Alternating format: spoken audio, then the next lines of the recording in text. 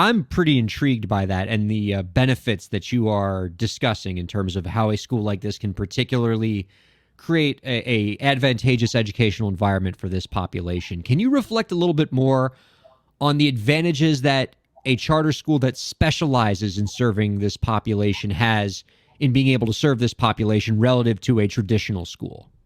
Well, I can talk to you about it both as a school leader and as an autism mom. So I am both.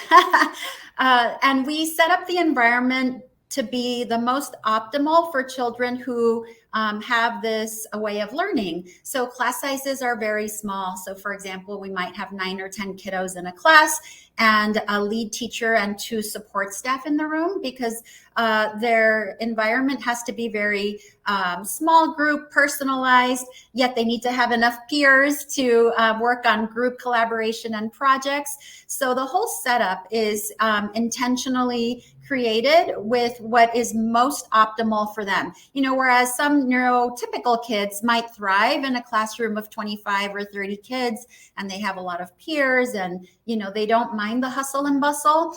Our kids are a little bit more sensitive, and they have sensory differences, sensory processing differences, and that might be too much for them. So we keep the environment smaller, keep the student to staff ratio small, and we have embedded positive behavior strategies that are just part of the way we run the classroom, because we understand what makes our kids thrive and what is more challenging for the kids. So you're really just completely reconceptualizing the school from the foundation, right? It's not just about changing the curriculum and instruction. It's not just about altering the student-teacher ratio, as you identified, but even just the way the schools are built and making sure that they're in an environment that caters to the sensory needs of the students. All of that has to be considered in a school like yours.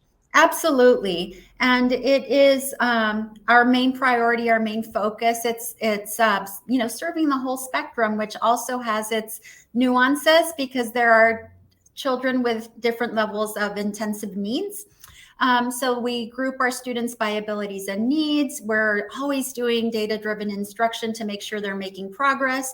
We help the kids take ownership of their growth data so they can have pride in what they're able to learn and do. And we have them demonstrate what they can do with project-based learning that they can share with their parents, their family, their community, just to change that narrative about students with autism, not being able to do X, Y, and Z. Opposite, they have such interesting, many times fixed interests, that they can go deep into a topic and produce some fabulous projects with their peers.